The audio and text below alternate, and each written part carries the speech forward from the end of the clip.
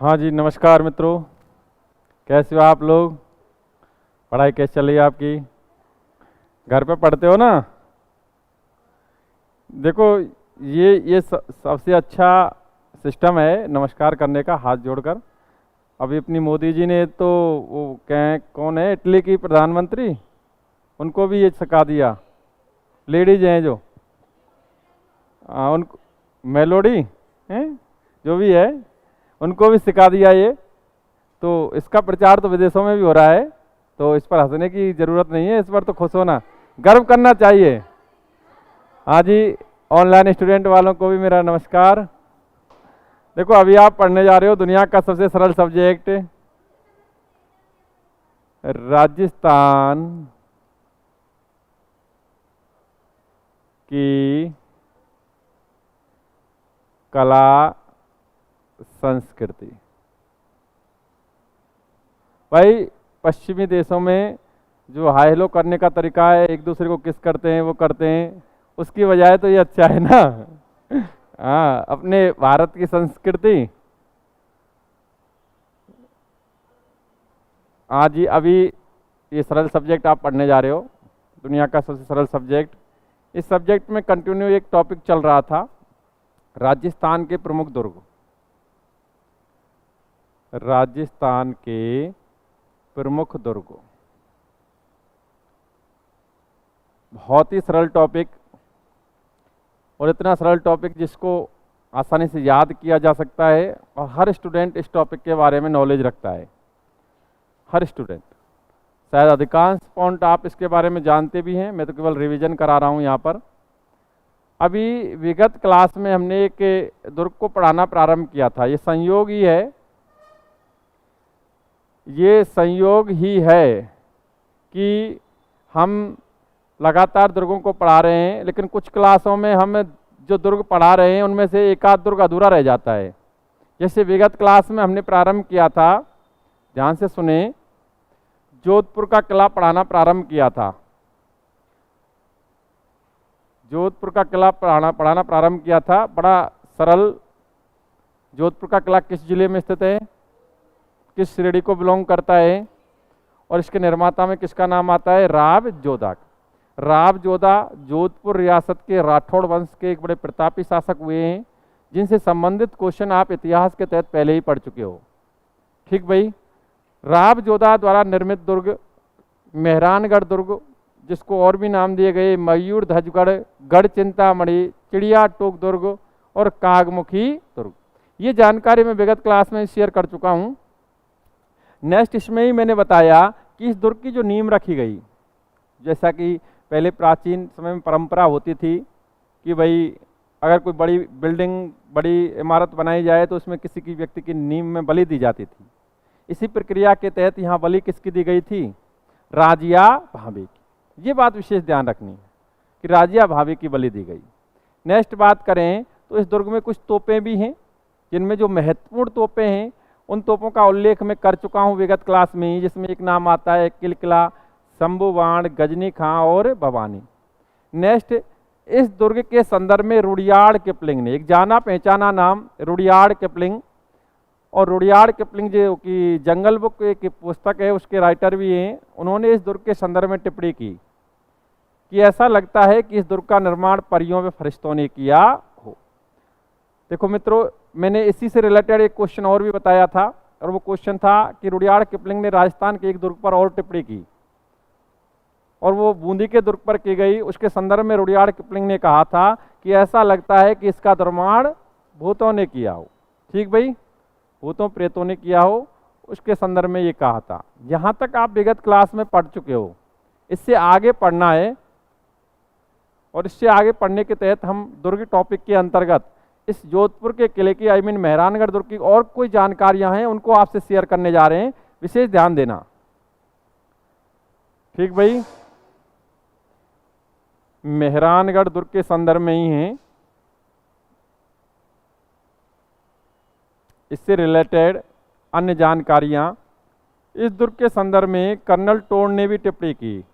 Colonel toad ने इस दुर्ग के बारे में कहा,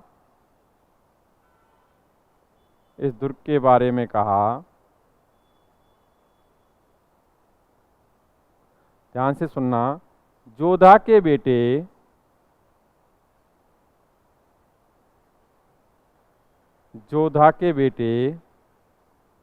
इस दुर्ग में स्थित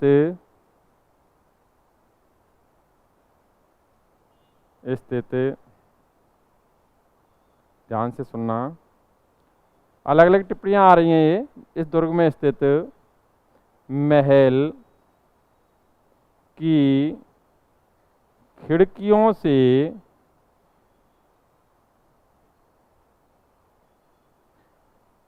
अपनी सल्तनत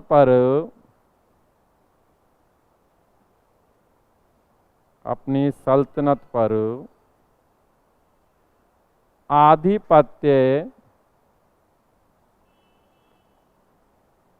रख सकते हैं। इस दुर्ग से उनकी हुकूमत की हद तक निगाहें पहुंचती हैं।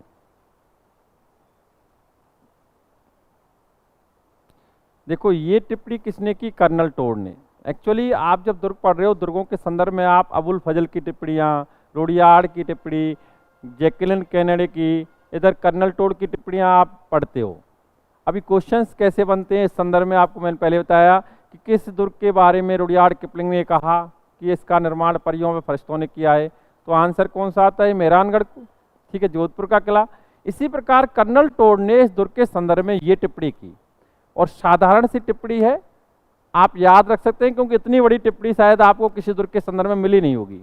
इसने कहा कि जोधा के बेटे इस दुर्ग में स्थित महल की खिड़कियों से, आई मीन जो दुर्ग है उसमें महल हैं, जो बड़े महल हैं, उनकी खिड़कियों से ही उनके आधिपत्य यानी सल्तनत जो है उस पर आधिपत्य रखा जा सकता है, अधिकार रखा जा सकता है, क्योंकि इस दुर्ग से उनकी हुकूमत की हद तक निगाहें पहुंचती हैं। ठीक भाई, ये टिप्पणी किसने की? कर्नल टोड ने। बड़ा सरल है जी, ये टिप्पणी ध्यान रखनी है आपको। नेक्स्ट ध्यान रखें, जैकलिन कैनेडी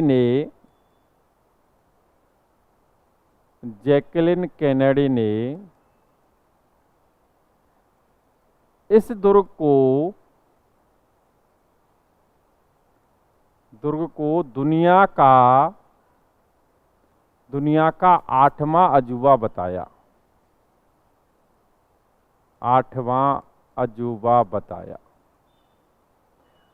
आप सब बेहतर तरीके से जानते हैं, एक्चुअली 7 वंडर्स यानी 7 अजूबे, विश्व में 7 अजूबे हैं, लेकिन जैकलिन कैनेडी ने 8वां अजूबा किसे बताया? मेहरानगढ़ दुर्ग। ठीक भाई, जोधपुर के किले को। नेक्स्ट बात करें, टाइम्स मैगजीन ने इस दुर्ग को दुनिया का सर्वश्रेष्ठ दुर्ग बताया। सर्वश्रेष्ठ दुर्ग बताया। ठीक भाई, ये कुछ सामान्य से तथ्य हैं इस मेहरानगढ़ दुर्ग से जुड़े हुए, चाहे जैकलिन कैनेडी का वक्तव्य हो, चाहे इसमें रुडयार्ड किपलिंग का हो, चाहे कर्नल टोड का हो। हम नेक्स्ट बात करें तो इस दुर्ग के कुछ दर्शनीय स्थल, इस दुर्ग में जो दर्शनीय स्थल हैं उनके संदर्भ में बात की जाए तो ध्यान से सुनना। इसमें है मान प्रकाश संग्रहालय। मान प्रकाश संग्रहालय को एक नाम से और जाना जाता है, पुस्तक प्रकाश संग्रहालय।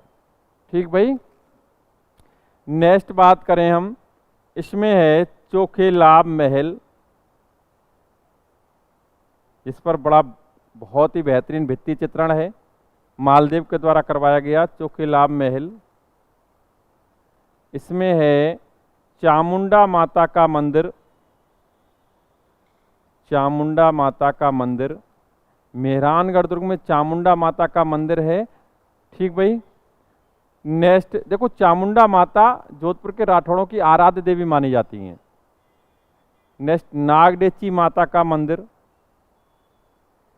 आप शायद बेहतर तरीके से जानते हैं, इतिहास के तहत मैं आपको ये तथ्य बता चुका हूं कि राठौड़ों की कुलदेवी कौन मानी जाती हैं? नागडेची माता। और ये आप बेहतर जानते हैं कि एक ऐसी लोक देवी जिसकी प्रतिमा काष्ठ की बनी हुई है। ठीक भाई, काष्ठ की बनी हुई प्रतिमा है। नागडेची माता का मंदिर इसी दुर्ग में है। मैंने आपको शायद एक तथ्य बताया था जब मैं राठौड़ वंश पढ़ा रहा था उस दौरान। तथ्य ये था कि एक धुवर नाम का शासक हुआ, रावसिया का पौत्र। रावसिया राठौड़ वंश के संस्थापक माने जाते हैं। धुवर के समय नागडेची माता की मूर्ति को कर्नाटक से लाया गया था, नागाड़ा गांव बाड़मेर में स्थापित किया गया था। और जब राव जोधा शासक बना तो इस नागडेची माता की मूल मूर्ति को नागाड़ा से ले गया और कहाँ स्थापित करवाया? जोधपुर में। ये सब जानते हैं आप। तो नागडेची माता का मंदिर, ऐसा नहीं है नागाड़ा में भी मंदिर बना हुआ है, लेकिन मूल मूर्ति को राव जोधा अपने समय ले गया था। इस दुर्ग में और भी हैं दर्शनीय स्थल, ध्यान से सुनना। इसमें है कीरत सोड़ा की छतरी, एक बहादुर सैनिक जिसने दुर्ग की रक्षा की। कीरत सोड़ा की छतरी, धन्ना व भीवा की छतरी। इस धन्ना व भीवा की छतरी को एक और नाम से भी जाना जाता है, मामा भांजे की छतरी। मामा भांजा की छतरी, 10 खम्भों की छतरी है ये। मामा भांजा की छतरी किस दुर्ग में स्थित है? और एक्चुअली वो किसकी छतरी है? धन्ना व भीवा की छतरी। नेक्स्ट, इसमें है भूरे खां की मजार। भूरे खां की मजार,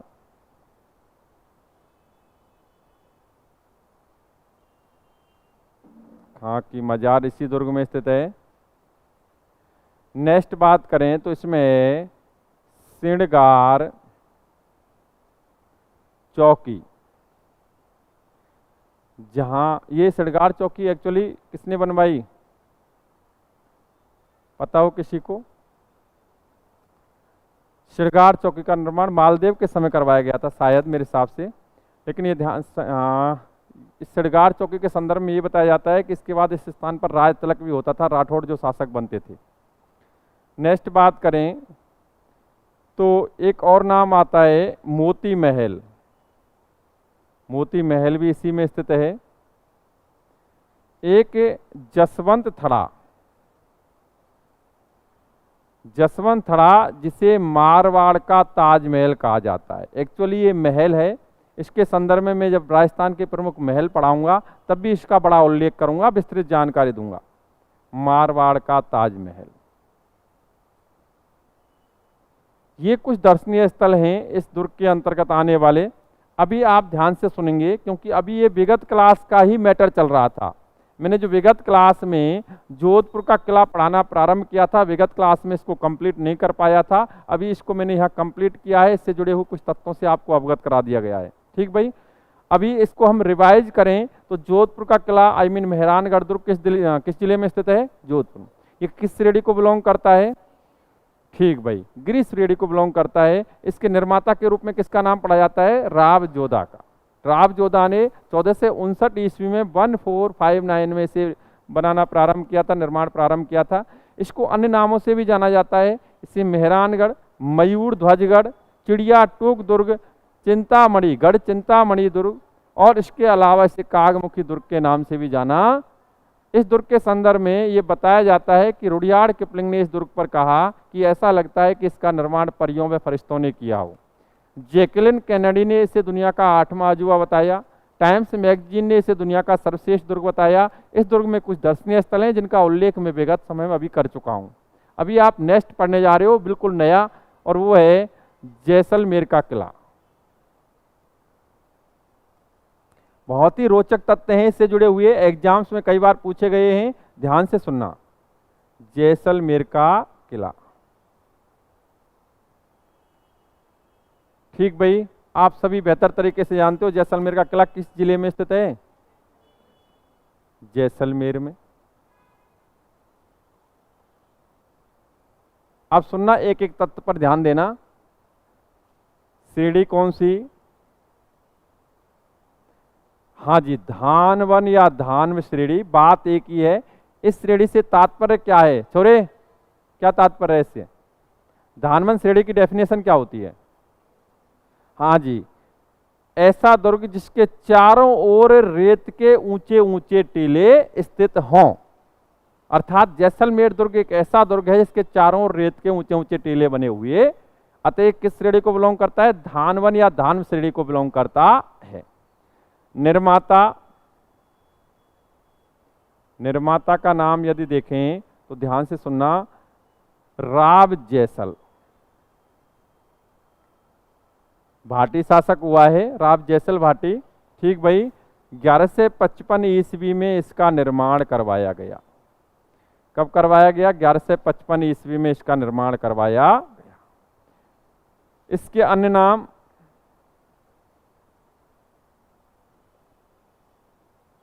नाम इसे कहा जाता है सोनार किला। सोनार किला, इसे कहा जाता है स्वर्णगिरी। आप बेहतर तरीके से जानते हैं, मैंने विगत क्लास में ही एक और बताया कि स्वर्णगिरी के नाम से किसे जाना जाता है? जालौर किले को। बहुत नॉलेज है आप लोगों को। स्वर्णगिरी कहा, इसे कहा जाता है त्रिकूटगढ़। त्रिकूटगढ़ इस पहाड़ी पर स्थित होने के कारण इसे त्रिकूटगढ़ कहा जाता है। इसे लिविंग फोर्ट सेकंड भी कहा जाता है। Living fort second, I mean आप जानते हो लिविंग फोर्ट फर्स्ट कौन सा कहलाता है? चित्तौड़गढ़, सब जानते हो। और लिविंग फोर्ट द्वितीय कौन सा? जैसलमेर का। ठीक भाई, तो यहाँ ये जो तत्व मैंने जैसलमेर के किले के संदर्भ में दे रखे हैं उनको आप बेहतर तरीके से याद रख सकते हैं।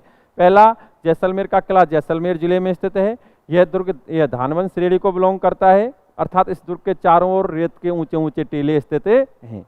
इस दुर्ग का निर्माता राव जैसल भाटी, जिसने 1155 ईस्वी में इसका निर्माण करवाया। ठीक भाई, और इस दुर्ग को अन्य नामों से जो जाना जाता है वो है सोनार किला। बहुत बेहतर ध्यान रखना है इनका याद। स्वर्णगिरी के नाम से किसे जाना जाता है? त्रिकूटगढ़ के नाम से किसे जाना जाता है? राजस्थान का लिविंग फोर्ट द्वितीय कौन सा है? बहुत अच्छा, बहुत अच्छा। अभी ध्यान से सुने, यह राजस्थान का एकमात्र दुर्ग है जो चूने के प्रयोग किए बिना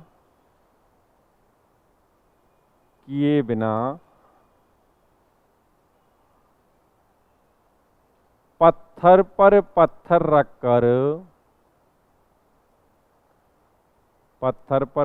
रखकर बनाया गया है।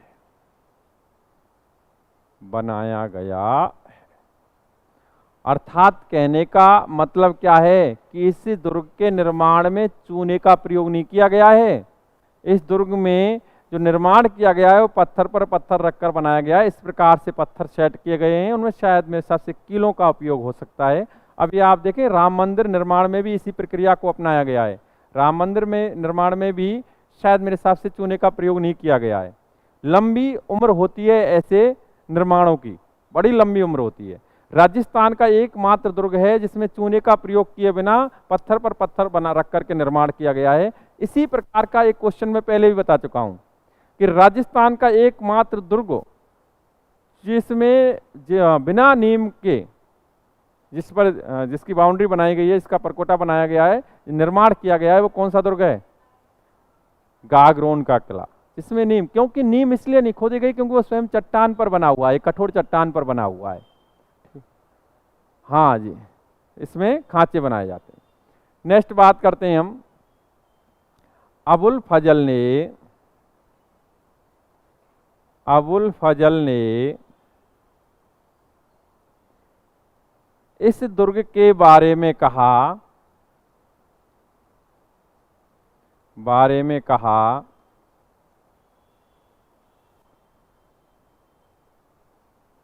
पत्थर की टांगें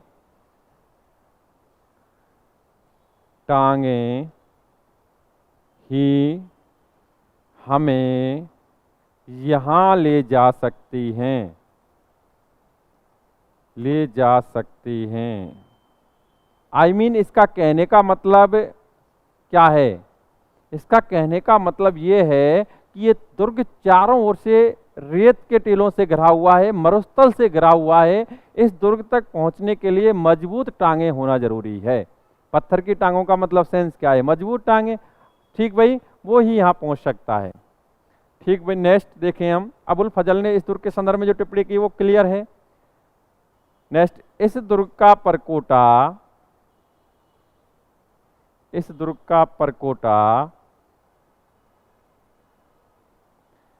घाघरा नुमा आकृति का बना हुआ है।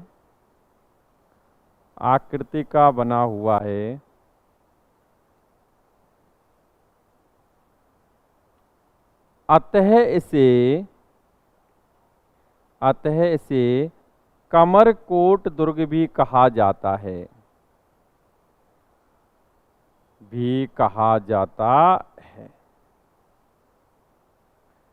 ठीक भाई, देखो आप यहां, जब मैं यहां लिख रहा हूं, जो बोल रहा हूं उसी के आधार पर चीजें स्पष्ट हो रही हैं।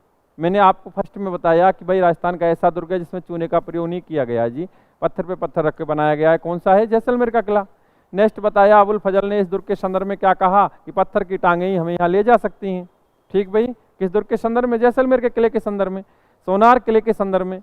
इस दुर्ग का जो परकोटा है वो घाघरा नुमा आकृति का बना हुआ है, अतः इसे क्या कहा जाता है? कमरकोट दुर्ग। नेक्स्ट बात करते हैं, यह दुर्ग दूर से देखने पर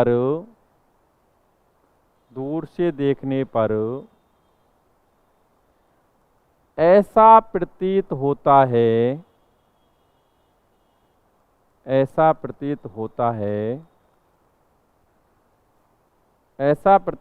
है कि रेत के समंदर में कोई जहाज लंगर डाले हुए खड़ा हो। देखो बिल्कुल स्पष्ट हो रहा है कि एक ऐसा प्रतीत होता है। I mean, इसके चारों ओर रेगिस्तान है। ठीक भाई, रेत का समंदर है, दूर दूर तक देखो आप रेगिस्तान ही रेगिस्तान दिखाई देता है, रेत के टीले ही टीले दिखाई देते हैं, और उसमें ये बीच में खड़ा हुआ है। ठीक, तो इसके संदर्भ में ऐसा कहा विद्वानों ने, इतिहासविदों ने, कि ऐसा लगता है कि ये रेत के समंदर में कोई जहाज लंगर डाले हुए खड़ा हुआ हो। किस दुर्ग के संदर्भ में कहा? जैसलमेर के किले के संदर्भ में। नेक्स्ट बात करते हैं, इस दुर्ग में 99 बुर्ज स्थित हैं। 99 बुर्ज किस दुर्ग में हैं? नेक्स्ट, इस दुर्ग के दर्शनीय स्थल, इस दुर्ग में जो दर्शनीय स्थल हैं वो ध्यान से सुनना आप लोग, बहुत ही सरल। सर्वोत्तम विलास, ये महलों के नाम हैं। इसमें है जवाहर विलास,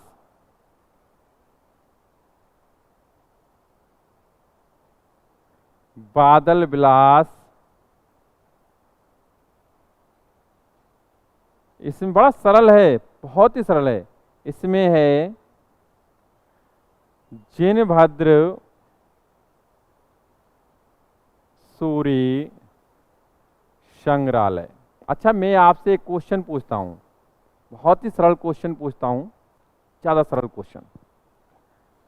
एक सेकंड ग्रेड फर्स्ट ग्रेड यानी ऑल कॉम्पिटिशन्स को बिलोंग करने वाला एक संस्कृति का एक हमारा टॉपिक है, कला संस्कृति का, चित्रकला, सुना होगा। आप मुझे बताएं, एक क्वेश्चन आया था थर्ड ग्रेड 2013 में, बहुत ही सरल क्वेश्चन आया कि राजस्थान मेवाड़ चित्रशैली का प्रथम चित्रित ग्रंथ कौन सा माना जाता है? मेवाड़ चित्रशैली का प्रथम चित्रित ग्रंथ कौन सा माना जाता है? ये मैं आपको इतिहास के तहत पढ़ा चुका हूं। आंसर दें तो बेहतर है, नहीं देते हैं तो आप थोड़ा सा पढ़ाई कम कर रहे हैं, ये मानूंगा मैं। और वो आंसर आता है श्रावक प्रतिक्रमण सूत्र चूर्ण। बोलो कहाँ में तक आवाज थोड़ी आई? आप आपस में ही दे ले तो मैं क्या करूं? श्रावक प्रतिक्रमण या श्रावण प्रतिक्रमण सूत्र चूर्ण, सब पता है सबको। तेज सिंह के समय चित्रण हुआ, 1260 ईस्वी में चित्रण हुआ, चित्रकार कमलचंद। कोई दिक्कत नहीं, ये क्वेश्चन नहीं है। क्वेश्चन अब मैं बोल रहा हूं वो है, हाँ क्वेश्चन ये है कि राजस्थान चित्रकला के सबसे प्राचीन चित्रित ग्रंथ कौन से माने जाते हैं? ये भी मैंने उल्लेख किया है, जब मैं पढ़ा रहा होऊंगा उस समय उल्लेख जरूर किया होगा। और वो माने जाते हैं 1060 ईस्वी में चित्रित हुए, 1060 ईस्वी में। और वो ग्रंथ हैं औद निरुक्ति वृत्ति और 10 वैकाल का सूत्र चूड़ी। मैं इनका उल्लेख क्यों कर रहा हूं? उल्लेख इसलिए कर रहा हूं क्योंकि वर्तमान में ये कहाँ रखे हुए हैं? अर्थात राजस्थान की प्राचीन चित्रकला और पांडुलिपियों के संग्रह के लिए कौन सा संग्रहालय जाना जाता है? बड़ा चर्चित है ये। जब मैं चित्रकला पढ़ाऊंगा तब भी इसका नाम आएगा, तब भी इसका नाम आएगा। जिनभद्र सूरी चित्रकला संग्रहालय, या इसको जैसलमेर चित्रकला संग्रहालय के नाम से भी जाना जाता है। किस दुर्ग में स्थित है? जैसलमेर के किले में। नेक्स्ट बात करें, यहां पार्श्वनाथ जैन मंदिर, पार्श्वनाथ जैन मंदिर इसी दुर्ग में स्थित है। पार्श्वनाथ जैन मंदिर, इस दुर्ग में लक्ष्मी नारायण मंदिर स्थित है। लक्ष्मी नारायण मंदिर। ये देखो, इस दुर्ग के कुछ ऐसे दर्शनीय स्थल हैं, महत्वपूर्ण दर्शनीय स्थलों का उल्लेख कर पाता हूँ। सर्वोत्तम विलास, जवाहर विलास, बादल विलास, जिनभद्र सूरी चित्रकला संग्रहालय या संग्रहालय, पार्श्वनाथ जैन मंदिर, लक्ष्मी नारायण मंदिर इस दुर्ग में स्थित हैं। इसके अलावा ये दुर्ग जो महत्वपूर्ण रूप से चर्चा का विषय बनता है, और वो बनता है अपने 2.5 शाकों के लिए। वो किस प्रकार हैं? जैसे कि मैं लिख देता हूं, यह दुर्गो अपने 2.5 शाकों के लिए, 2.5 शाकों के लिए प्रसिद्ध रहा। एक्चुअली शाका शब्द आप बेहतरीन तरीके से जानते हो। शाका यानी केसरिया प्लस जौहर। राजा या योद्धा युद्ध करते हुए वीर गति को प्राप्त हो जाए तो प्रक्रिया क्या कहलाती है? केसरिया। और चूंकि राजा के वीर गति के प्राप्त होने पर दुर्ग पर आक्रांता का अधिकार हो जाता है, अतः महलों में रहने वाली रानियां अपने स्वतंत्र की रक्षा के लिए आत्मदाह कर लें, वो प्रक्रिया क्या कहलाती है? जौहर। जौहर के संदर्भ में भी बड़ी व्याख्या पहले ही दे चुका हूं कि वह सर्वाधिक जौहर किस दुर्ग में हुए, जौहर कुंड किस दुर्ग में स्थित है, जौहर मेला कहाँ लगता है, कई सारी बड़ी चर्चाएं हो चुकी हैं। ठीक भाई, तो जो शाखा है, आपने कंप्लीट शाखा अभी दुर्गों के अंतर्गत पढ़ी। जैसे 3 शाखे, सर्वाधिक शाखे किस दुर्ग में हुए? चित्तौड़ किले में 3 शाखे हुए, कंप्लीट शाखे हुए। रणथंभौर में कंप्लीट शाखा हुआ, सिवाड़ा में कंप्लीट शाखे हुए। सिवाड़ा में कितने शाखे पड़े? 2 शाखे। जैसलमेर में भी पढ़ा आपने। ठीक, अभी इसमें सबसे बेहतरीन बात क्या है कि 2.5 शाखा, यानी 2 तो कंप्लीट है और 1 आधा है। ये बड़ा अच्छा रोचक तथ्य है। अब हम शाखों का उल्लेख करें तो प्रथम शाखा चूंकि कंप्लीट है तो इसलिए ज्यादा वर्क नहीं करेंगे हम इस पर। इस समय आक्रांता था अलाउद्दीन खिलजी। कौन था? अलाउद्दीन खिलजी, और जिसका संघर्ष हुआ था जैसलमेर के शासक मूलराज से। ठीक भाई, मैं समय भी लिख देता हूं यहां। प्रथम शाखा, पहली बात मैं बता दूं, इस समय में बड़े अंतर आते हैं, लेकिन अगर गहनता से देखें तो ये 1316 में हुआ था। 1316 में ही अलाउद्दीन खिलजी की मृत्यु भी हुई थी। नेक्स्ट बात करें द्वितीय शाखा, क्योंकि राजस्थान का प्रथम शाखा कौन सा माना जाता है? रणथंभौर का। द्वितीय शाखा हुआ 1358 में। उस समय आक्रांता था फिरोज शाह तुगलक। आक्रांता कौन था? फिरोज शाह तुगलक। और जिसका संघर्ष हुआ था जैसलमेर के शासक राव दूदा थे। ठीक भाई, अब ये चूंकि कंप्लीट शाखे हैं तो ये वर्ग का विषय नहीं है। अब तृतीय अर्ध शाखा है, वो है वर्ग का विषय। अर्ध शाखा ये हुआ 1550 ईस्वी में। और इसमें अगर देखें तो आक्रांता था अमीर अली, और यहां का जो शासक था वो था लूणकरण। एक्चुअली ये लूणकरण वही शासक है जिसका मैं कई बार उल्लेख कर चुका हूं। उम्मादे उन्मादे रूठी रानी जो इतिहास में पढ़ी जाती है उसी का पापा ये लूणकरण। ठीक भाई, चलो कोई नहीं। अब हम देखें यहाँ ये शाखे हुए, इनमें केसरिया जौहर हुए होंगे, इनमें केसरिया जौहर हुए होंगे, बाकी ये अर्ध शाखा कैसे रह गया यही तो जानना है। अगर इसका हम डाटा देखें तो पहली बात तो अमीर अली कौन था भाई? जिस अमीर अली ने आक्रमण किया, जिससे संघर्ष लूणकरण ने किया, ये अमीर अली कौन था? किसी को पता है अमीर अली कौन था? बिल्कुल, बहुत नॉलेज है आपको। अमीर अली एक्चुअली कंधार का शासक था। कहाँ का शासक था? कंधार का शासक था। आप जानते हैं कंधार वर्तमान में अफगानिस्तान में है, काबुल कंधार। कंधार का राजा था, लेकिन कंधार में इसकी सत्ता को छीन लिया गया था। इसकी सत्ता छीन ली गई थी, ये वहां पराजित हुआ था और अपने परिवार सहित वहां से आया था ये भाग करके, और इसने शरण ली जैसलमेर में। कहाँ शरण ली? शरण ले ली, कोई दिक्कत नहीं जी, टाइम निकल रहा था। लेकिन इसके अंदर मन में कपट था, छल था, धोखा था, और इसी भावना के तहत ये एक दिन लूणकरण से इसकी मुलाकात होती है। शरण ली जैसलमेर में, लूणकरण के यहाँ ही शरण ली जैसलमेर में। लूणकरण के पास गया कि राजा, हमारी जो रानियां हैं वो आपकी महल की रानियों से मिलना चाहती हैं।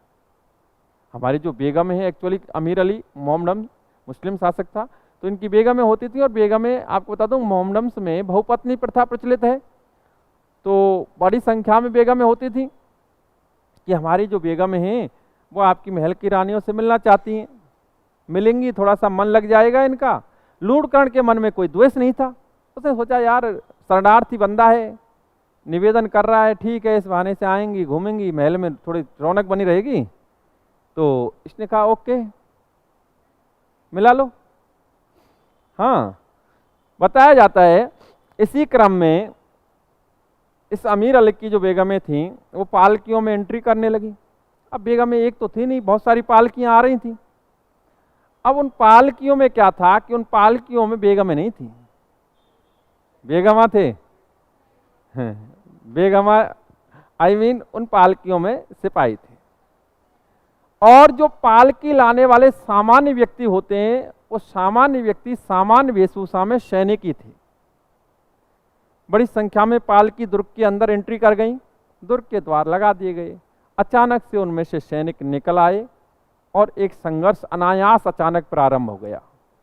अचानक अनायास, क्योंकि संघर्ष ऐसा था जिसमें स्थितियां तो कोई पता ही नहीं चल पाई, क्योंकि भाई वो तो नॉर्मल वे में आए थे, लेकिन संघर्ष प्रारंभ हो गया। तो इस संघर्ष में कई राजपूत योद्धा मारे गए, स्वयं लूणकरण भी वीरगति को प्राप्त हुआ, अमीर अली भी मारा गया, उसके सैनिक भी मारे, यानी केसरिया प्रोसेस कंप्लीट हो गया। अब एक चीज देखें, यहाँ अलग अलग तर्क देते हैं टीचर कि भाई जौहर नहीं हुआ, इस कारण नहीं हुआ, उस कारण नहीं हुआ। रियल फैक्ट ये है कि इतिहास को आप बेहतर तरीके से पढ़ें, अच्छी किताबें पढ़ें तो आपको स्पष्ट हो जाता है। अब एक बात बताएं कि आक्रांता जो था वो मारा गया, उसके सैनिक मारे गए, तो अब महल की जो रानियां थी उनके सतत्व को कोई प्रॉब्लम थी क्या? नहीं थी। तो मैंने एक डेफिनेशन दिया आपको कि सतत्व की रक्षा के लिए रानियां जौहर प्रक्रिया को अंजाम देती थी। जब सतत्व यहां पर शेप है तो जौहर करने की क्या जरूरत है? ठीक है, इसीलिए जौहर नहीं हुआ, केसरिया। और इसी कारण इसे क्या कहा जाता है? तो 2.5 साके के लिए कौन सा दुर्ग प्रसिद्ध है? जैसलमेर का किला। इसमें 2.5 साके हुए, 2 पूर्ण साके हुए, 1 अर्ध साका हुआ। नेक्स्ट अगर हम बात करें, अगर इसी को रिवाइज करें वापस हम, तो इस दुर्ग में सर्वोत्तम विलास, बादल विलास, जवाहर विलास, जिनभद्र सूरी संग्रहालय, ये विशेष पॉइंट ध्यान रखना है, पार्श्वनाथ मंदिर, लक्ष्मी नारायण मंदिर आदि दर्शनीय स्थल स्थित हैं। इस दुर्ग के संदर्भ में कई टिप्पणियां हुई। वैसे इस दुर्ग को दूर से देखें तो ऐसा प्रतीत होता है कि इस रेत के समंदर में एक जहाज लंगर डाले हुए खड़ा हो। इस दुर्ग के संदर्भ में अबुल फजल ने कहा कि पत्थर की टांगें ही हमें यहाँ ले जा सकती हैं। नेक्स्ट, इस दुर्ग का परकोटा घाघरा नुमा आकृति के बना होने के कारण से क्या कहा जाता है? कमरकोट। ये राजस्थान का एकमात्र दुर्ग है जिसमें चूने का प्रयोग किए बिना पत्थर पर पत्थर रखकर बनाया गया है। इस दुर्ग को त्रिकूटगढ़, लिविंग फोर्ट द्वितीय, सोनार किला, स्वर्णगिरी के नाम से जाना जाता है। इसके निर्माता राव जैसल, जिसने 1155 में इसका निर्माण करवाया। और ये दुर्ग किस श्रेणी को बिलोंग करता है? धान दुर्ग की श्रेणी को बिलोंग करता है। और किस जिले में स्थित है? जैसलमेर जिले में स्थित है। ठीक भाई, अब हम नेक्स्ट दुर्ग पढ़ लेते हैं। क्योंकि आपका समय इस प्रकार का डिवीजन हो गया है कि कंप्लीट हो ही नहीं पाता है, फिर भी आप ध्यान से सुने। भटनेर का किला, समझें आप लोग। भटनेर का किला किस जिले में है? हनुमानगढ़। बड़ा सरल है इनको पढ़ना, हर तथ्य स्पष्ट है, बड़ा सरल है। भटनेर का किला किस श्रेणी को बिलोंग करता है? श्रेणी वही धानव श्रेणी, यानी हाँ जी, इसका निर्माता का नाम आता है भूपत भाटी। भाटी शासकों ने ही निर्माण करवाया और ये करवाया 288 ईस्वी में। पहली बात तो ये है कि ये राजस्थान का सबसे प्राचीन दुर्ग माना जाता है। ठीक भाई, कौन सा? भटनेर का किला। नेक्स्ट बात करें इसके अन्य नाम। इस दुर्ग के अन्य नाम, तो इस दुर्ग को कहा जाता है उत्तरी सीमा का प्रहरी। इसे उत्तर भड़किवाड़ के नाम से भी जाना जाता है।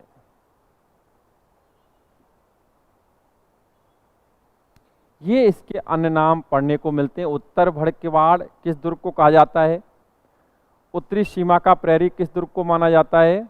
भटनेर दुर्ग को। ठीक भाई, जैसा हनुमानगढ़ जिले में स्थित है, धान श्रेणी को बिलोंग करता है, निर्माता भूपत भाटी, राजस्थान का सबसे प्राचीन दुर्ग है। ठीक भाई, अभी ध्यान से सुने इसके संदर्भ में। इस दुर्ग पर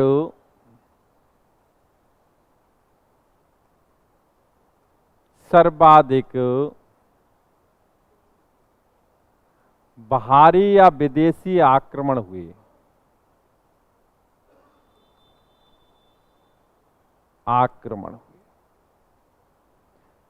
देखो, ये तथ्य जो आपके सामने मैंने लिखा है, इसको मैं स्पष्ट कर देता हूं, बड़ा सरल है।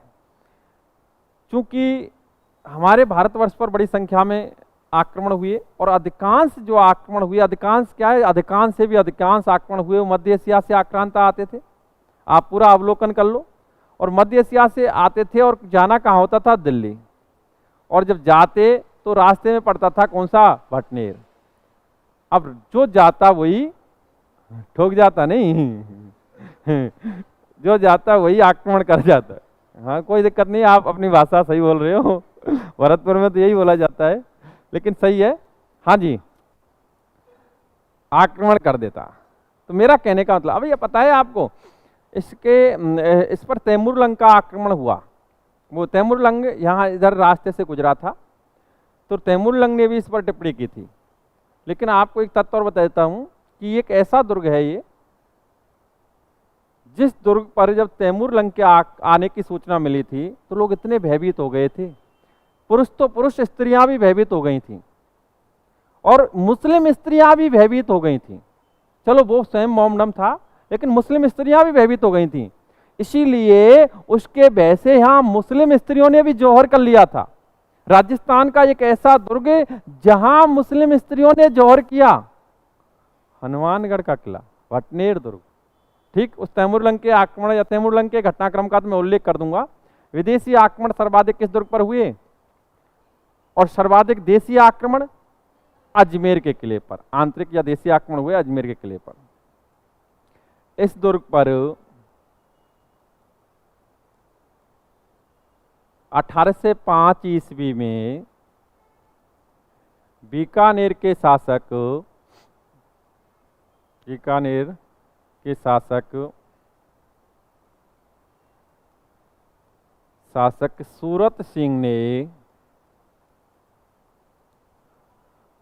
सूरत सिंह ने आक्रमण किया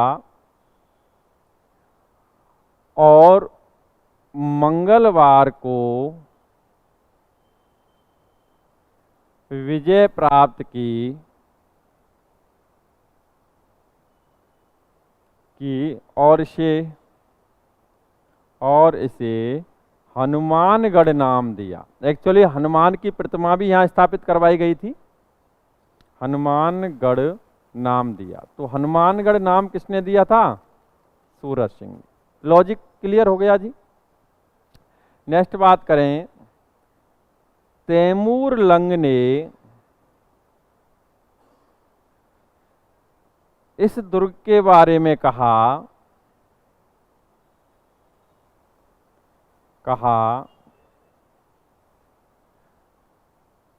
इतना सुदृढ़ किला मैंने पूरे हिंदुस्तान में नहीं देखा, देखो ये उसका व्यू है, ये तैमूरलंग का व्यू है। तैमूरलंग ये कह रहा है कि भाई इतना सुदृढ़ किला, इतना मजबूत किला मैंने पूरे हिंदुस्तान, अरे तूने पूरा हिंदुस्तान ही कहाँ देखा था? हाँ, इधर की तरफ आता देखता, हमारे भरतपुर के उस समय तो खैर था ही नहीं भरतपुर का, लेकिन चित्तौड़ देखता है, कुंभलगढ़ देखता, और भी कई दुर्ग हैं। लेकिन वो क्या है, जिस क्राइटेरिया से निकला उसी क्राइटेरिया के आधार पर उसने अपनी टिप्पणी कर दी, तो उसे सबसे सुदृढ़ किला कौन सा लगा? ठीक, तो ये भटनेर दुर्ग के बारे में तैमूरलंग ने क्या कहा था कि इतना सुदृढ़ किला मैंने पूरे हिंदुस्तान में नहीं देखा। नेक्स्ट बात करते हैं, इस दुर्ग में तैमूरलंग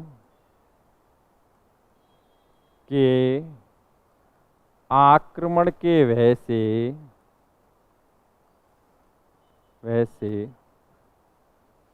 मुस्लिम स्त्रियों ने भी जौहर किया था,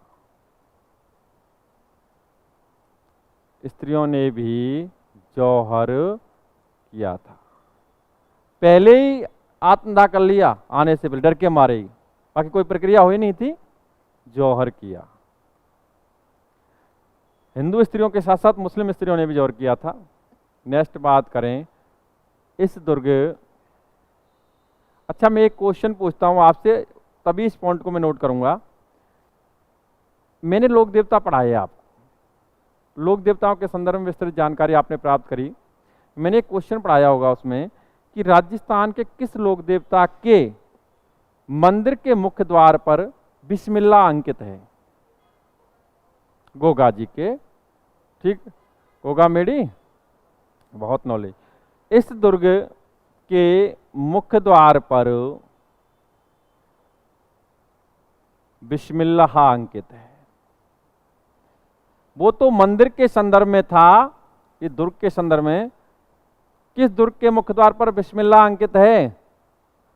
भटनेर दुर्ग की। ठीक भाई, देखो भटनेर दुर्ग का हम पुनः अवलोकन कर लेते हैं, मैं दोबारा से रिवाइज करा देता हूं। भटनेर दुर्ग किस जिले में स्थित है? हनुमान। किस श्रेणी को बिलोंग करता है? निर्माता कौन? भूपत भाटी। 288 ईस्वी, राजस्थान का सबसे प्राचीन दुर्ग। ठीक भाई, नेक्स्ट हम भटनेर के दुर्ग के बारे में बात करें तो इस दुर्ग के संदर्भ में पहला पॉइंट यही है कि इस दुर्ग पर सूरत सिंह ने आक्रमण किया था 1805 में, मंगलवार को विजय प्राप्त की और इसे नाम क्या दिया था? हनुमानगढ़ नाम दिया था। ठीक भाई, इसके अलावा इस दुर्ग के संदर्भ में देखो मैंने एक पॉइंट ये भी लिखा था, इस दुर्ग पर सर्वाधिक बाहरी या विदेशी आक्रमण हुए और सर्वाधिक आंतरिक आक्रमण किस दुर्ग पर हुए थे? अजमेर। नेक्स्ट, इस दुर्ग के संदर्भ में तैमूरलंग ने कहा था कि इतना सुदृढ़ किला मैंने पूरे हिंदुस्तान में नहीं। तैमूरलंग के आक्रमण के वजह से यहाँ पर हिंदू स्त्रियों के अलावा मुस्लिम स्त्रियों ने भी जौहर प्रक्रिया को अंजाम दिया था। और इस दुर्ग के मुख्य द्वार पर क्या अंकित है? अभी आप इस सारा मैटर नोट करेंगे और उसके बाद हम आगे बढ़ेंगे।